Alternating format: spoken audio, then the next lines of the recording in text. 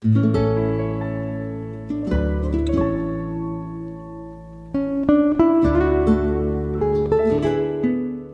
sucedió que en el 11º año, en el 10º mes, al 5.º día del mes, vino a mí un fugitivo desde Jerusalén diciendo: ha caído la ciudad.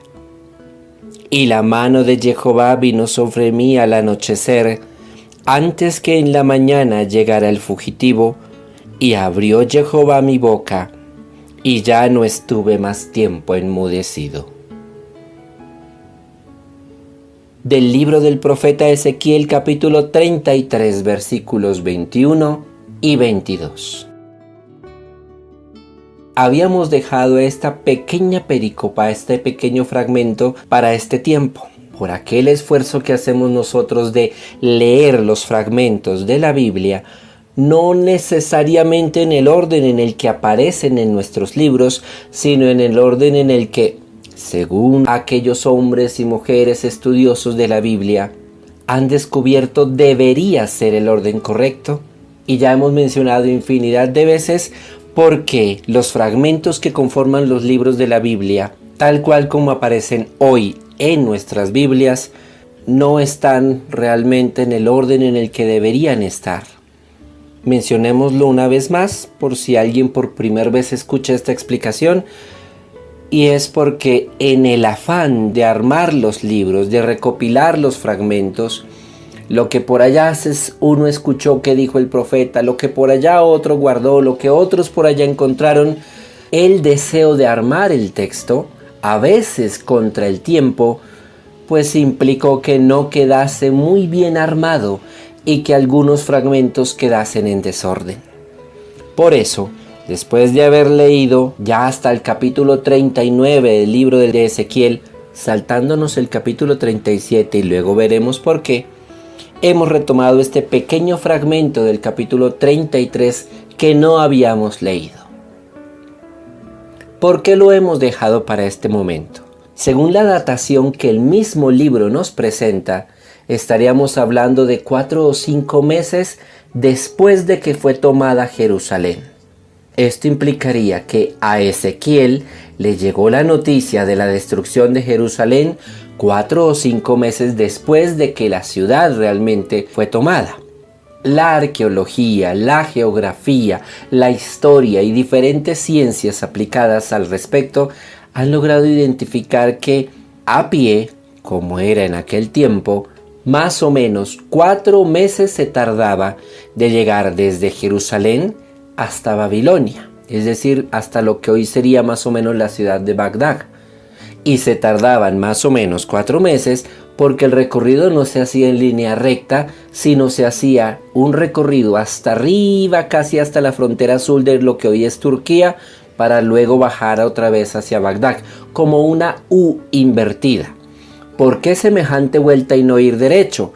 Porque nadie se atrevía en aquel tiempo a pasar por los desiertos de lo que hoy sería Jordania, el norte de Arabia y el occidente de Irak. Zonas sumamente desérticas en las que seguramente nadie sobreviviría. Dar esa enorme vuelta hasta arriba, hasta la frontera sur de la actual Turquía y luego bajar por entre los valles del Tigris y el Éufrates, implicaba recorrer un terreno mucho más húmedo, con lluvia, con vegetación, con fuentes de agua. 4 meses aproximadamente después de que fue destruida Jerusalén, Ezequiel se entera de la tragedia. Muy seguramente no fue el único que se enteró, sino con él los demás jerosolimitanos que ya habían sido, años atrás, con Ezequiel, llevados en exilio a la ciudad. Quizá este fugitivo que llegó desde Jerusalén venía corriendo antes de que llegara ese nuevo grupo de jerosolimitanos que cuando cayó Jerusalén en manos de Nabucodonosor fue tomado preso y llevado como esclavos hasta Babilonia. Sobre lo que dice el texto bíblico hay muchas especulaciones y no nos vamos nosotros a perder en ellas. que si el profeta estaba mudo porque Dios le había dado una orden misteriosa, que si el profeta de una forma inexplicable se había quedado sin voz, que si el profeta sencillamente no tuvo visiones y prefirió fue guardar silencio porque no tenía nada más que hablar, o que si el profeta sufrió una especie de afonía de varios meses que no le permitió volver a predicar. Cualquier cosa que se diga puede ser especulación, y recordemos que al respecto preferimos entonces no decir nada si el fragmento no lo menciona.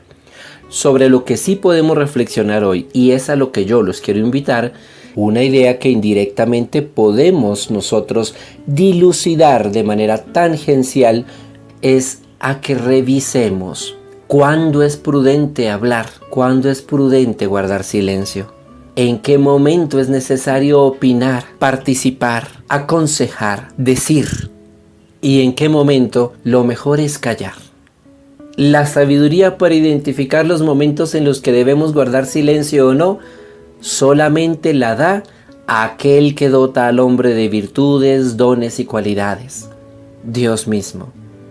Por eso, nunca sobrará que pasemos nuestra vida pidiéndole una y otra vez a Dios que nos conceda la gracia de identificar cuándo abrir la boca o cuándo callar, cuándo opinar o cuándo no, cuándo aconsejar o cuándo de pronto es mejor guardar silencio por prudencia.